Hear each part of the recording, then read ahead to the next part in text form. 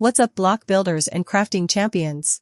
Today, we're finally digging deep into one of the most anticipated, and to be honest, the most debated video game adaptations of all time, a Minecraft movie. This film has been a long time coming, shifting directors, scripts, and release dates more times than you can count blocks in a super flat world. But now that it's out, it has caused quite a stir, and while some fans are calling it a blocky masterpiece, others are not so thrilled. So was it a diamond in the rough, or did it end up being a trip to the Nether? This is a question on everyone's mind. And to know the answer, watch this video, because today we're going on a deep dive. We're breaking down everything this movie got right about the world of Minecraft, and where it missed the mark. So get ready to craft some opinions, because we've got a lot to explore. Then first, let's talk about the monumental task, which was adapting Minecraft. Because this isn't your average game with a clear narrative. Minecraft is a sandbox, a canvas, a pure expression of player creativity.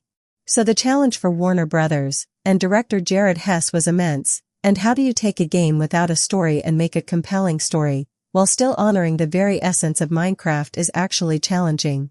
So the core premise revolves around a group of misfits from our world, like Garrett the Garbage Man, Garrison, siblings Henry and Natalie, and real estate agent Dawn, who stumble into the cubic overworld.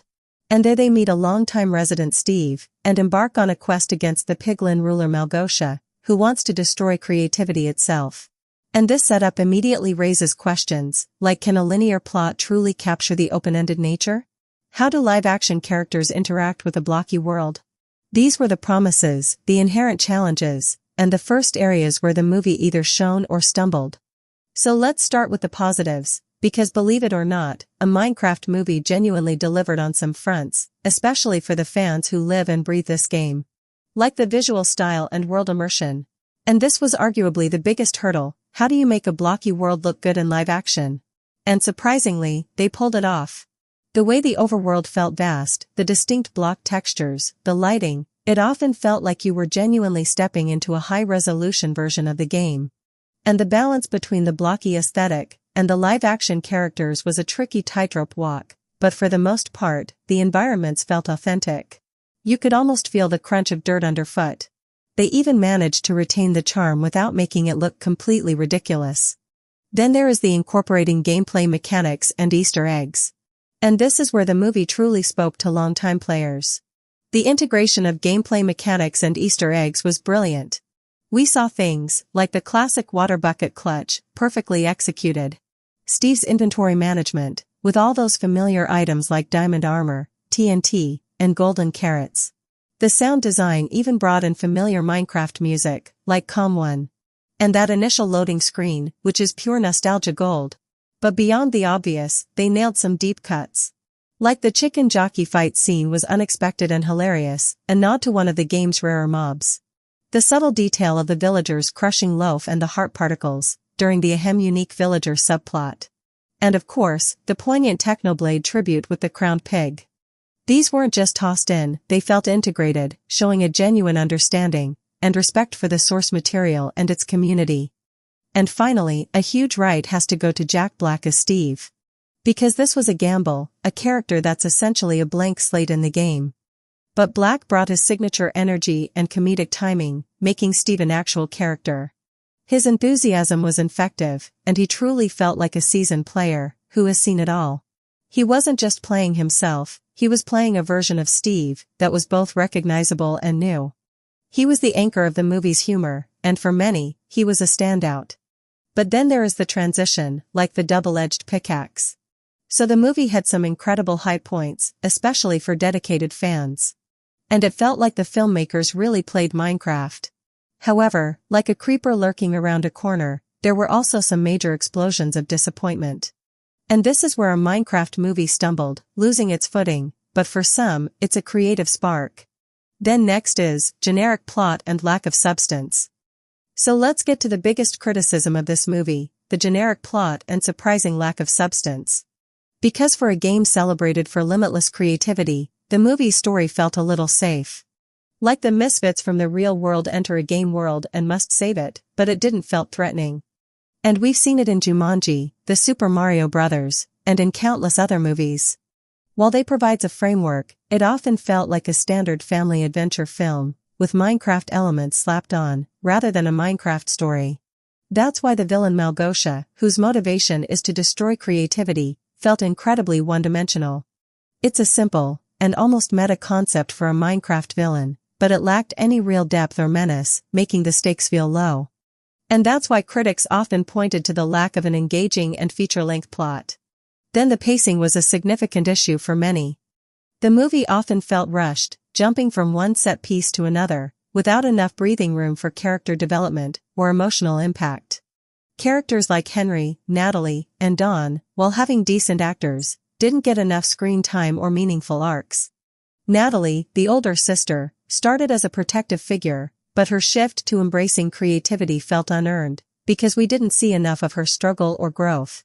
Dawn's real estate agent, turned petting zoo owner felt like a joke, and while Jennifer Coolidge's side plot with the villager had its comedic moments, it often felt completely disconnected from the main narrative, and took precious time away from the core characters.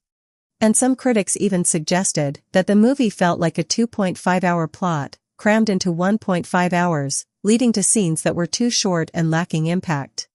It felt like it was designed for a TikTok-brained audience, with short attention spans, rather than allowing the story to naturally unfold. Then next is the character design and uncanny valley.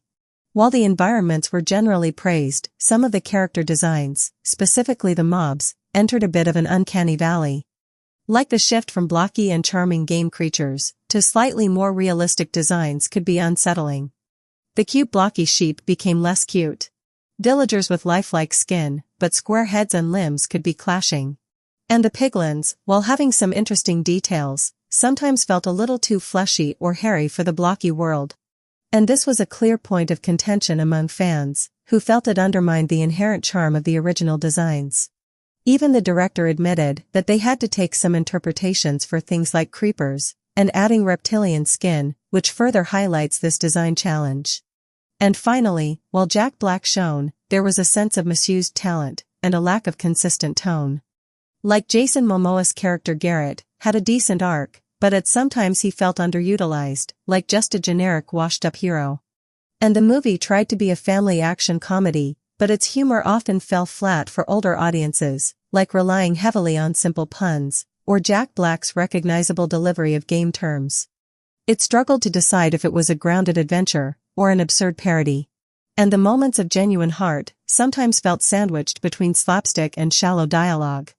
That's why some critics pointed out that director Jared Hess's signature indie quirk, seen in films like Napoleon Dynamite, felt largely buried under blockbuster demands, leading to a film that wasn't quite weird enough to be uniquely him, and nor cohesive enough to be a truly great studio film.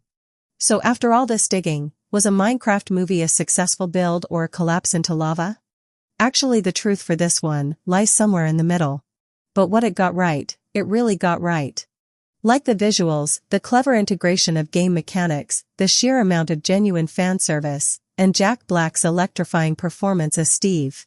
These elements clearly came from a place of love and understanding for the game. And for casual fans, and especially younger audiences, these strengths were enough to make it a fun and engaging cinematic experience.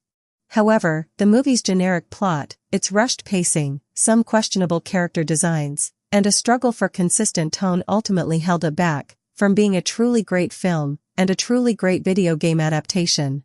Actually, it felt like it played it too safe with its narrative, sacrificing the very creativity it claimed. For hardcore fans, it's a mixed bag.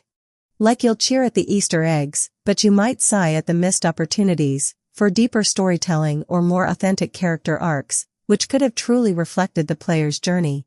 So ultimately, a Minecraft movie succeeded in bringing the blocky world to the big screen, in a visually impressive way, and packed with charming references.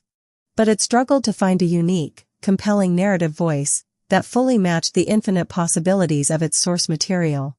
It's a fun ride for what it is, but perhaps not the groundbreaking adaptation some hoped for. So what do you think? Did a Minecraft movie hit all the right notes for you, or did it make you want to punch a block? Let me know in the comments below, because I want to hear all your thoughts. And if you enjoyed this deep dive, don't forget to smash that like button, subscribe for more movie content, and hit the notification bell, so that you don't miss our next video.